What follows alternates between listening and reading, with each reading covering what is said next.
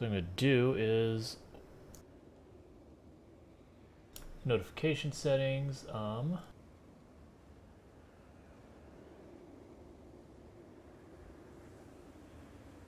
Priority only. There's probably more to need. Yep, there's our spare bag there. I'm not even using it right now.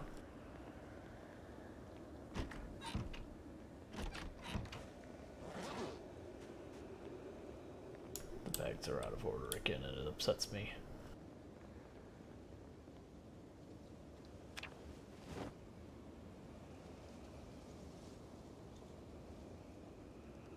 Yeah, and I had the notification set to like silent before I had to redo all my Windows stuff. So that's just one of those things that those are kind of settings that just slip through the cracks. So you're like, oh right, that setting should be set, and it's not. So.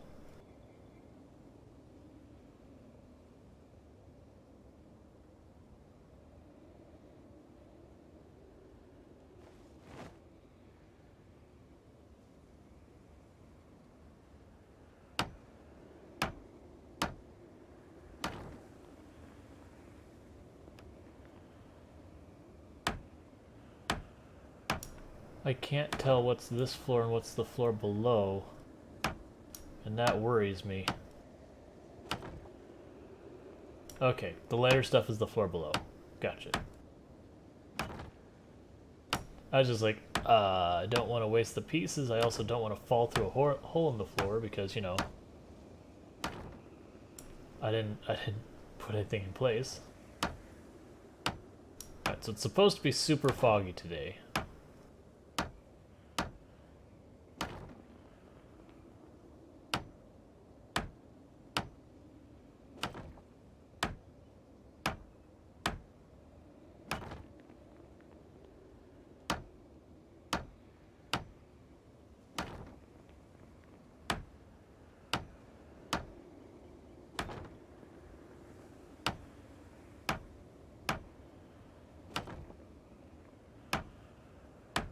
Oh yeah, for those who didn't notice, sorry, I was getting distracted by the fact that we never would. I don't. Why? But why does it say I can here? I'm out of planks.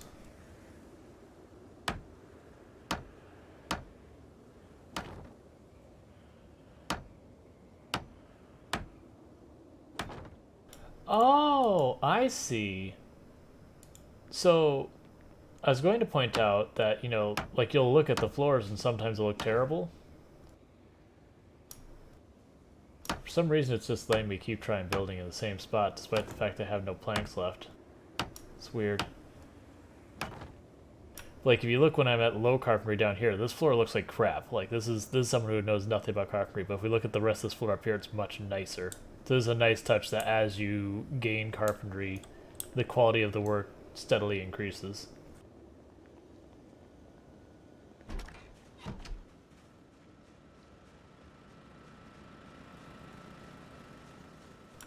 That's a good strategy, to just like right click, choose walk to, and if I can't walk to it, it won't let me. Or it would be the floor below and it would walk us all the way downstairs as opposed to that spot, like on the second floor. That would make sense.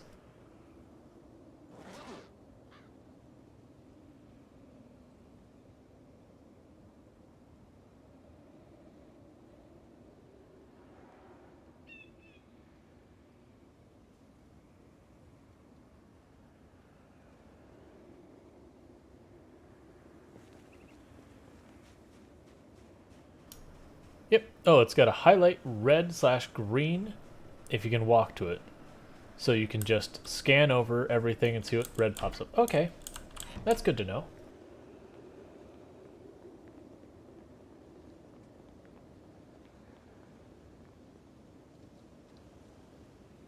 Yeah, okay.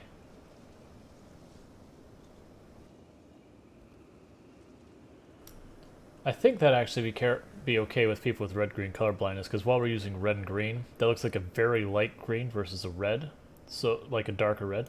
It'd still be better if it, you know, if we chose walk to and this one is a square, and now I'm put it like it X'd it out, would be much better for accessibility, because then you'd be able to easily discern, oh, yes, no. Like there's a big X through here. But I think the contrast is high enough you can differentiate. I'd have to turn on one of my screen filters, which it's actually on my video drivers that the screen filters happen. Like it happens on that level of input. So I was very disappointed to discover when I went to show people how you could simulate color deficiency to, you know, be able to test, like, is my product easy to use if you have color deficiency. When I went to demo it, I turned on the color filter and no one could see but me that I had changed anything. Because the stream was pushing through, like, what the video would have versus, you know, it's basically the connection between my monitor and my computer is where the filter's applied. So, not what the screen or the stream is capturing.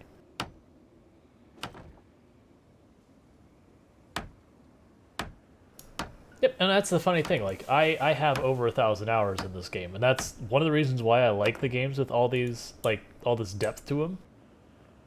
Is you can put 1,000 hours into the game, and it's like, hey, did you know you can do this? And you're like, wait, what? Really? No. No. That can't be true. I would have known about it by now.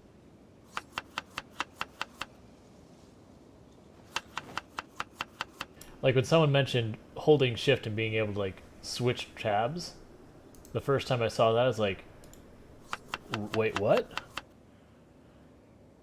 Like I just through trial and error figured you can use the scroll wheel here and it works.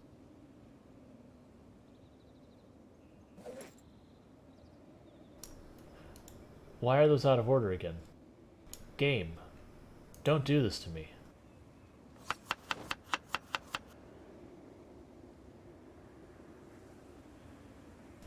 But you can use, if you hold shift and scroll anywhere in this inventory, it'll scroll the tabs. I want this backpack down farther.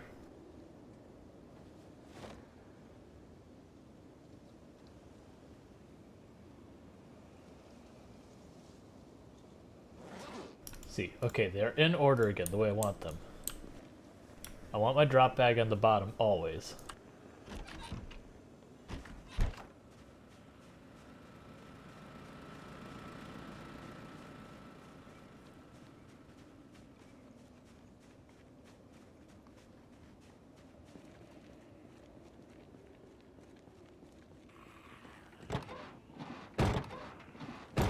Excuse you. I don't know where you came from, but it's private property. I don't know whose property is, but I mean, I'm staying here, and I'd like to stay and keep this private.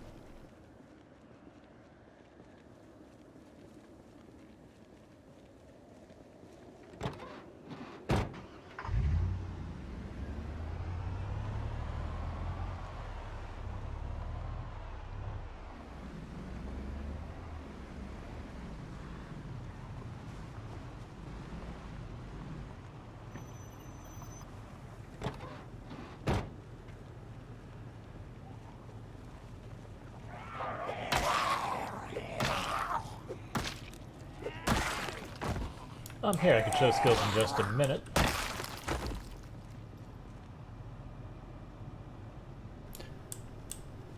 Once you're in there for 30 days, you need to have the eviction procedures be removed. Once you go through the eviction procedures... Let's see. Let me reread that so I get it right. Once you've been there for 30 days, you need to go through eviction procedures to be removed. Right. I mean, depending on the laws of the very specific area. I have no idea what Kentucky's rules are. But, here's our skills at the moment. We are at 5 fitness, 6 strength. We're making progress. We're about, you know, we're just shy of a third of the way to the next level. So that's good. We are at nimble 4. We've made negligible progress towards nimble 5, but that's not surprising as we just leveled. Most of our combat skills are at about 5. Some have gotten up to 6, so that's good. Our trade skills, our carpentry is almost maxed. Cooking and farming are in good place, as is tailoring. The others we basically have completely ignored. Our aiming is at 5 and reloading is at 4 because we've been starting to carry guns around because we have too many bullets. And our survivalist skills are all crap, so it's going well. And we're at just a bit over 15,000 kills. So we have done a number to the zombie pop.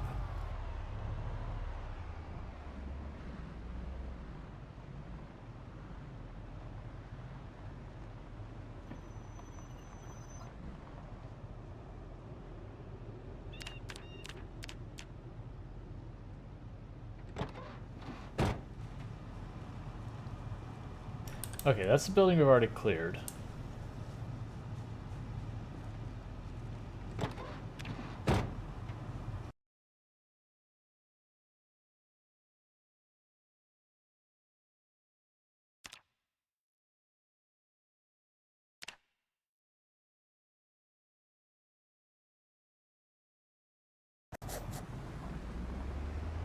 I think I'll introduce a different symbol for when I've torn apart metal stuff. That was a weirdly delayed getting out of the car, even for the not moving.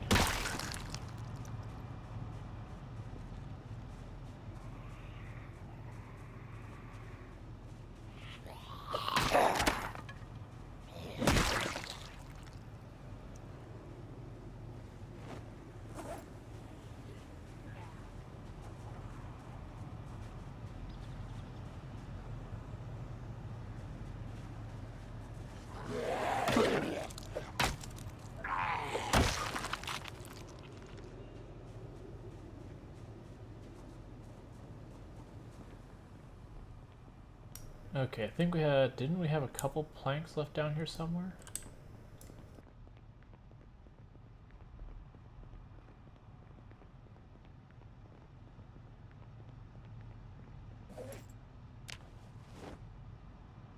Right. Oh, I was gonna bring a wrench. Boo.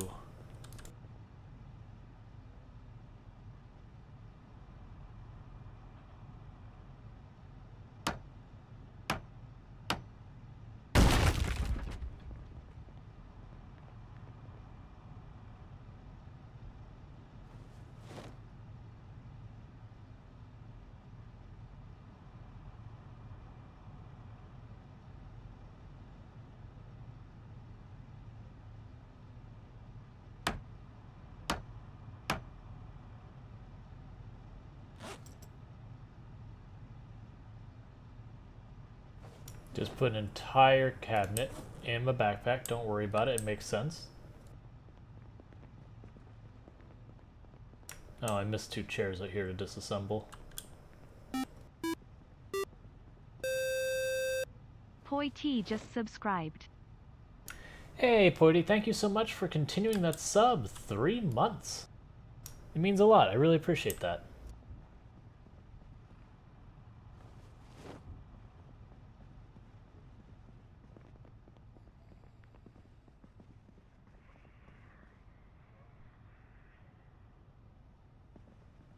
And you get to continue living without having to put up with ads.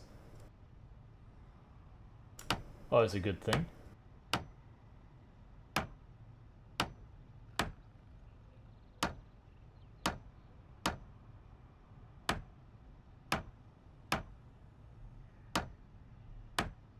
I need to figure out what I'm doing for dinner and I have no idea.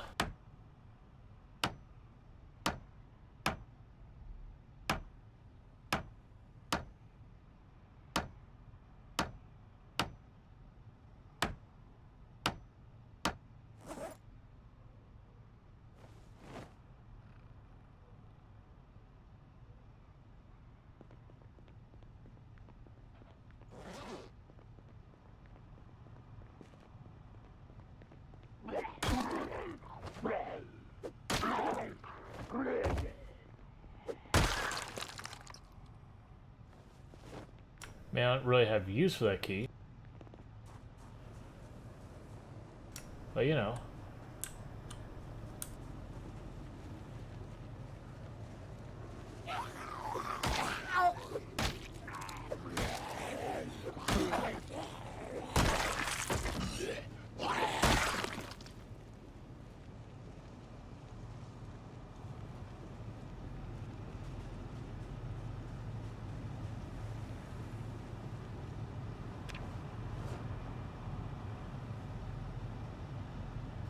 Yep, so the back room's also going to get oak counters. Ooh, I think I know the way I want to lay out the storage room. It is going to take an obnoxious number of oak counters, but that's the whole idea. Is it's one of those things that I'm not going to do in one sitting. Just when we have bad weather days, we'll go and putz around different houses, pick up furniture, that kind of nonsense. But make it so like it makes a giant U with the counters that has like an island in the middle of even more counters, which is ridiculous. It's going to take entirely too many oak counters, but you know, that's the idea. It's something for us to do over time.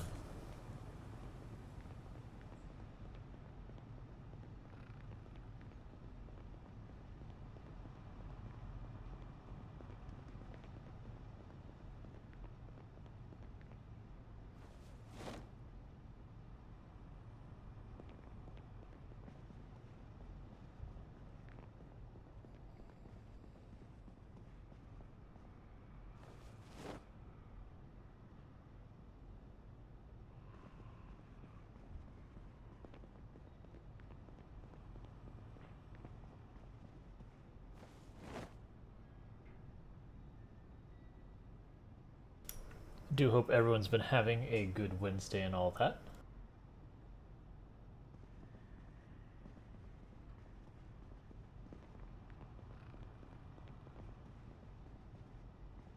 Alright, I think we've got all the planks out of this place, all the planks, nails, and all that, so we're done here. Time to move on to the next building. Like, you can't see that van at all in this crap. Like, this is terrible weather.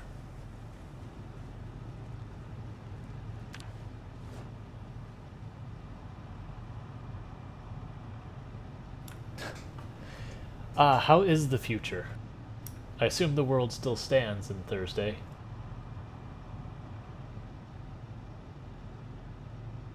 I mean, relatively speaking.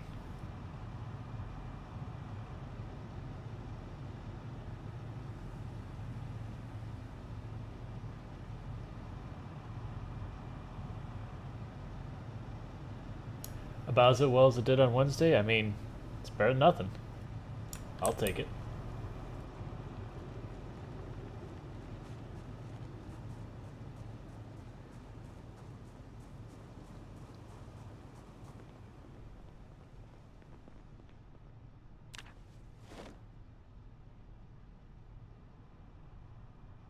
I don't actually care about any of this fertilizer. I'm just going to dump it on the floor.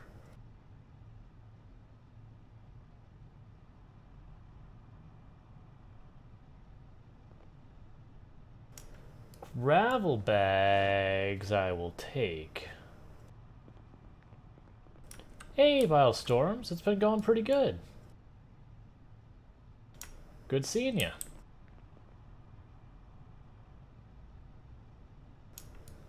I'll take the sandbags.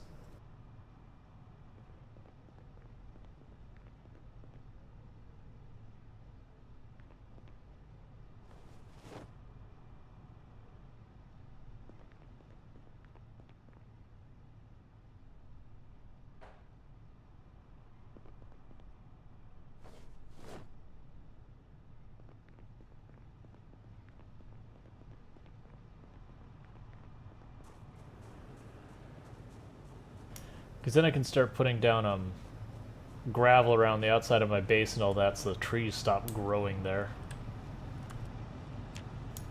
Pretty sure the trees will still grow in sand. I'm mostly going to get the bags of that. Not sure where I'm going to actually put the sand.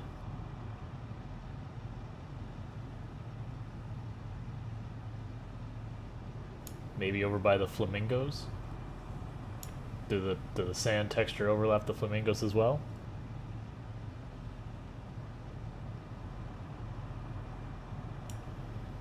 Caught the coof, and then my grandfather passed away, so been away from Twitch for a while. Yeah, I'm sorry to hear that.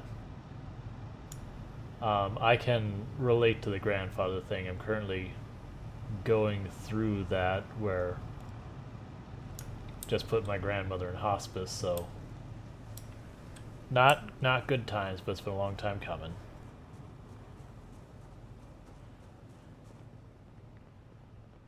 So it's one of those things like I've mentally prepared myself as much as one can.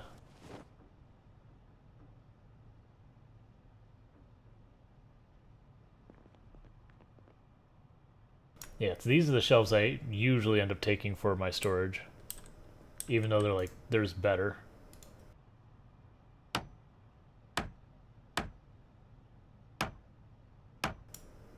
Valstorm says, appreciate it, man. Missing him a bunch lately. Yeah, he was in hospice for a month. He hung in there for a while. Yeah, prostate cancer. Sorry to hear that. Which, on that note, don't be afraid to get yourself checked young for different cancer screenings. I've had a number of people I've known who very young were diagnosed.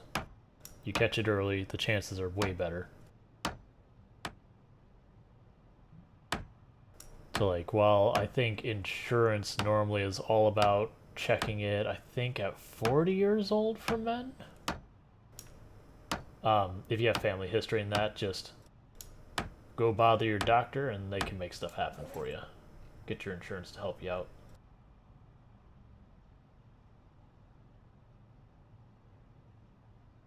It's not fun doing it, but it's better to catch stuff early.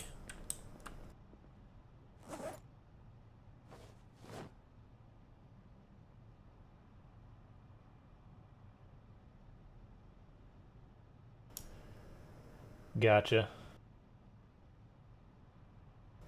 Oh yeah, Rainbow Octavian, that's the same thing. It's like I shouldn't have to fight with my insurance company saying, "Hey, I want to take a preventative measure and check into my health. This is probably going to save you, insurance company, money in the long run. Just let me do it without fighting."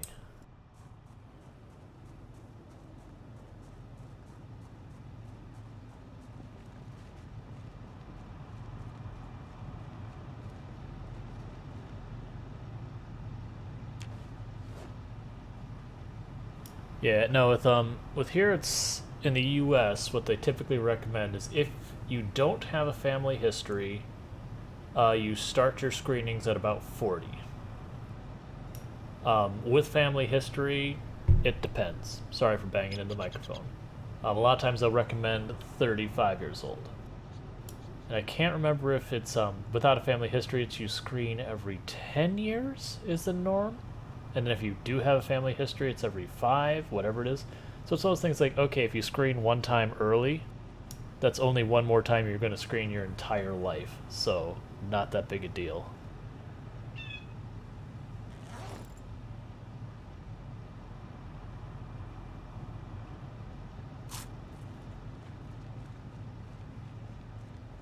Yep. Yeah, and it's I won't go into all the details, but basically it's not like depending on the type of screening you do, like one of the common ones is a colonoscopy, and I won't go into the details of what that is. But basically you just have a day of prep beforehand where you're stuck on a clear liquid diet and it clears you out. Then they test and then it's done. And you only have to do that once every 5 years if you have a family history and 10 years if you don't. Now, granted, if your doctor recommends different things, do what your doctor does. I am not a medical professional. Do not come to me for medical advice. But just make sure you're getting your screenings getting checked. And especially oral cancer's on the rise a lot. And it's so easy to screen for. You just ask your dentist, and most dentists oh yeah, I can do that, and they just basically check under your tongue. They kind of feel on your throat. They might put a thermometer up to your throat, and then that's about it.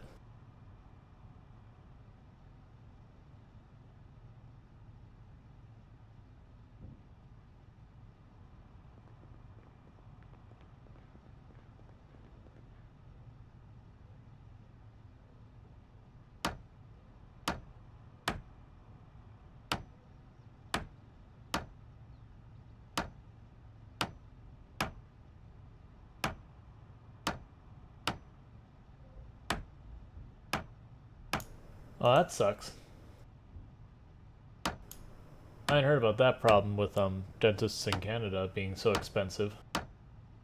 Like here in the US, if you don't have insurance, it can be it can be very problematic for a lot of that stuff. Some dentists have gotten to the point that they're actually getting insurance for themselves to be able to see patients where they don't have insurance, like pay in cash kind of thing, to bring the costs way down, which is good because our insurance companies jack up all the prices here. Oh, that's ridiculous. For just like a cleaning, $300?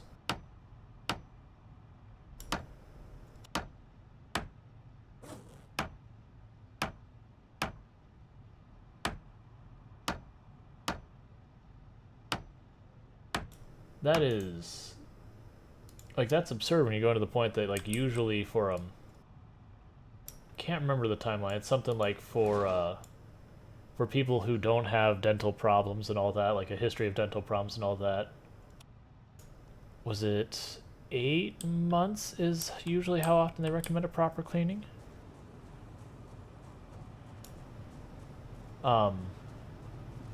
And then if you are someone who, like, either your teeth are decalcified or you've got family history of problems or you as an individual have poor oral care, then they'll recommend like 5 or 6 months between appointments. Maybe even more frequent if it's really bad. Yeah, and that's a bummer. Yeah, I couldn't tell you what the no insurance, because like I said, there's some of the dentists down where I'm at, because of how bad insurance has got. You can still go to them with insurance, but if you don't have insurance, they tend to be pretty reasonable priced. Well, I mean, if it cost me $300 a visit, I would be pretty ridiculous about my health care, my dental care as well.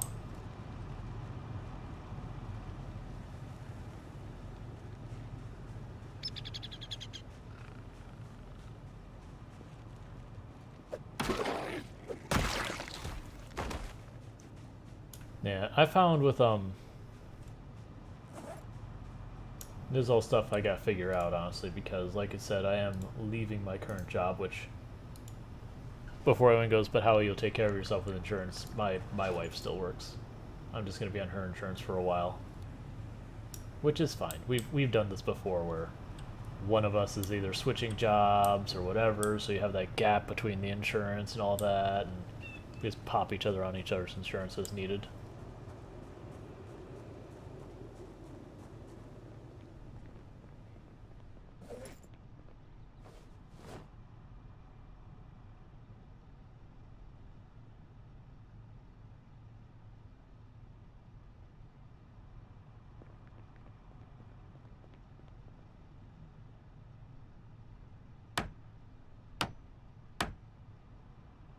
Yeah.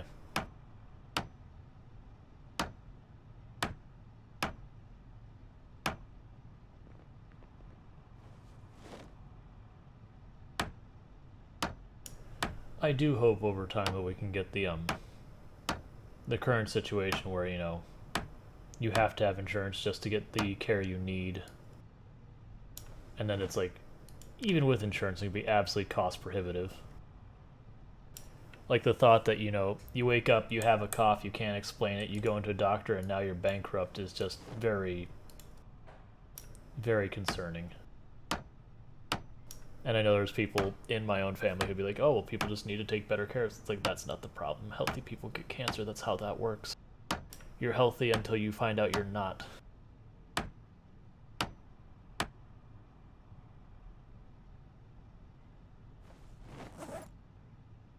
And, you know, preventative care can go so much farther for both just reducing costs and for quality of life than waiting till you have a problem. Yep, and since people don't know who my employer is, I feel comfortable saying that's actually one of the big reasons I chose to leave the company I've been working for the last 6 years. Is while we're on a time where lots of people are switching jobs and companies are fighting super hard to find people, and my particular set of skills is in short supply in the industry, they're like, yeah, let's get rid of full coverage healthcare. We're also, where our raises used to be attached to inflation and cost of living considerations, we're going to not do that anymore. And I'm like, all right, well, I'm out. I don't want to reward that behavior. I don't want my name attached to this.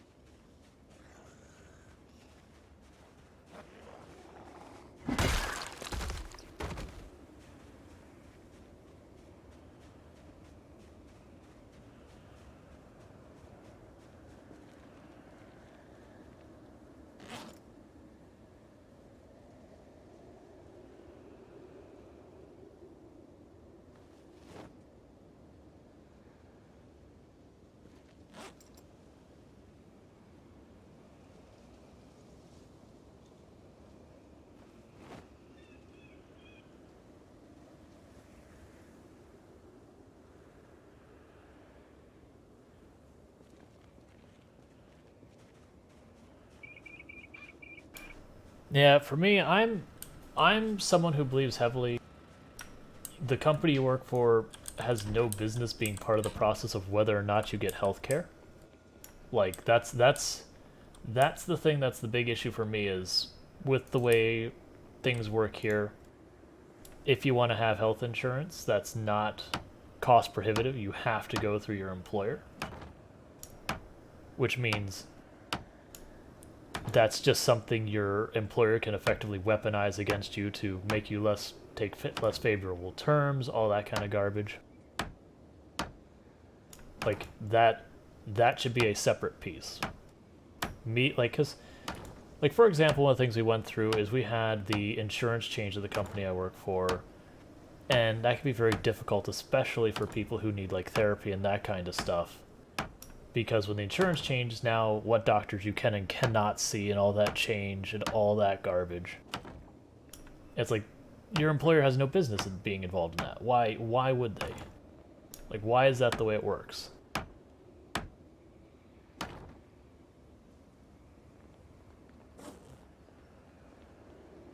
Because like if I find, say for example, a therapist that works really well with me, great. Like how I pay for them shouldn't like the money that I earn from my income should be involved, yes, but as far as like who I get to see, who I don't get to see, nah.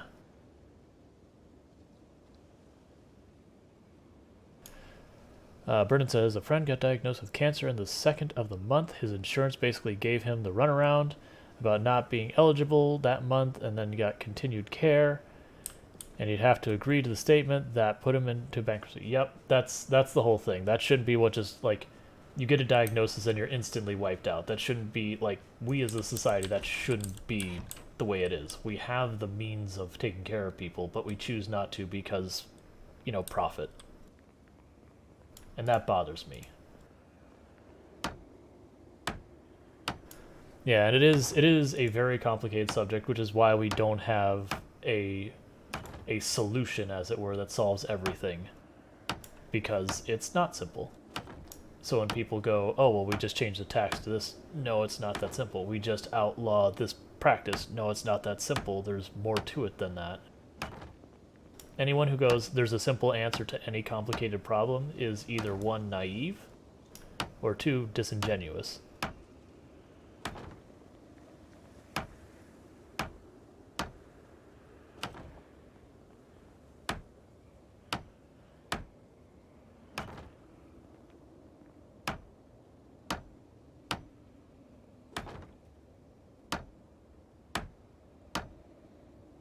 Yep, and then you have different groups who it's literally in their best interest for the system to be awful because that's where they make their money. And I have little to no respect for companies who that's the way they operate. That, like, I'm going to create a scarcity, a problem, and then I'm going to profit off of that scarcity or problem I have created.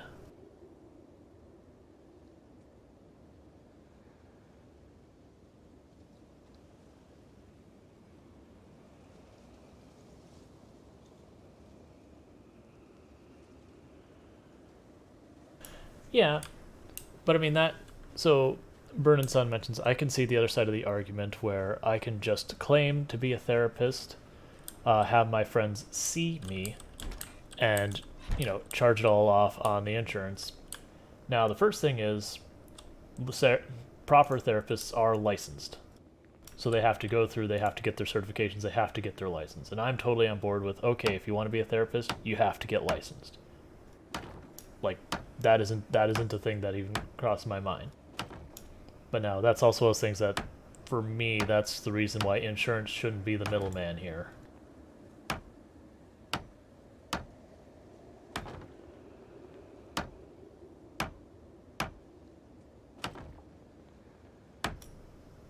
So, it's a complicated topic. We're not going to solve it here in Twitch chat or anything. And even if we were to come up with a solution, it's not like it would necessarily go anywhere, because there's powers for and against all of it.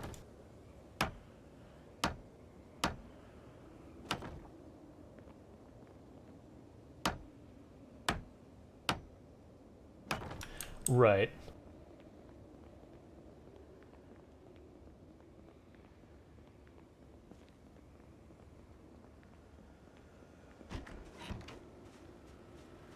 Yeah, no, I've definitely had the thing where I had to have like hand surgery when I was a teenager, that there was a bone spur in my hand that was limiting the motion of my thumb. Went in, got it fixed, hand's great. You know, have scars all over it because just the way it was. But then the insurance tried to fight us that it was cosmetic surgery, and it's like, what is this garbage? Like, I am no doctor, but I could just take one look at an image and go, that's not cosmetic surgery. Like, that person's hand is definitely got a problem. Not a problem aesthetically, like a functional problem. But their hope is that you just don't fight it, and then that is what it is. Yeah. Well, there's infighting, there's, when I say conflicts of interests, there's actual conflicts of interest, and then people who have, like, what's the word I want to use? Not political stances. Their values aren't aligned with each other, and that's fine. That's part of democracy. We're not going to agree. We're not going to feel like different things are the same priorities. That's fine. We just have to kind of come together and talk at a consensus and figure out, like, what's the best overall, with the, taking into considerations the collective, you know, people being represented. What's best for everyone.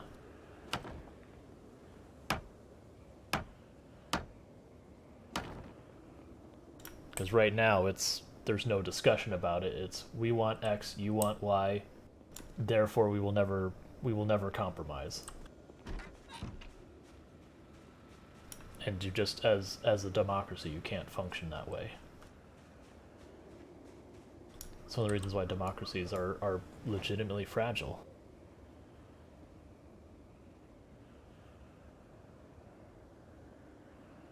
Yeah, you want X, I want money. That is a very real thing that happens.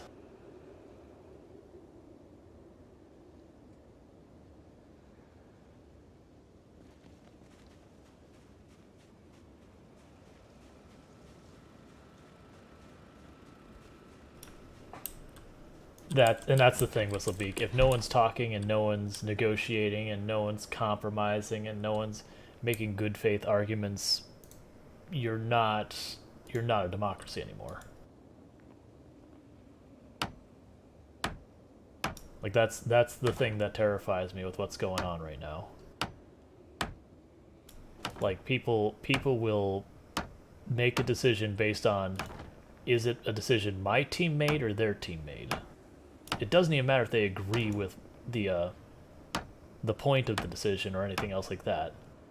Or the other one, and this is even getting into, like, the politics side of it, people go, well, that doesn't solve the problem. And the fact of the matter is, most social problems you don't solve, you mitigate. And go, hey, if I can get 10% of people, I can keep them out of poverty, that's a no-brainer. You should just do it. But they're like, but that doesn't solve poverty, so we're not going to do it. It's like, well, right, but we've made things better. Like no one's arguing we didn't make things better. You're just saying they're not better enough. We do this until you come up with an even better solution.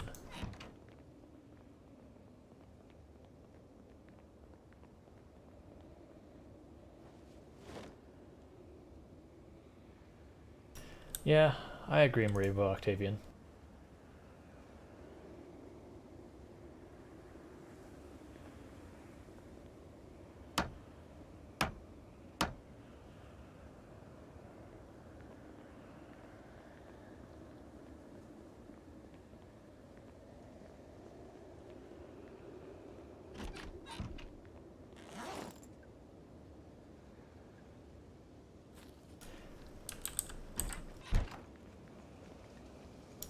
But yeah, and like that, even getting out of like the very serious topic kinds of things, like even just at work, at jobs past, you'd sit there and say, okay, well we're having performance issues. Well, if we make this change, we'll see a 5% increase in performance on X, Y, and Z. And they're like, right, but that doesn't solve the performance issue. I'm like, right, there isn't a I changed the one thing and it solves the problem. Like we make these little steps, we make these little improvements, and little by little it gets better and better until we go ahead and say, hey, our situation has greatly improved. But then you're like, oh, but I don't want to agree to put in 20 hours of work to get 5% performance. I want to get the whole thing. It's like, but that's not how any of this works. You make incremental changes. You gradually improve things. That's how all this works.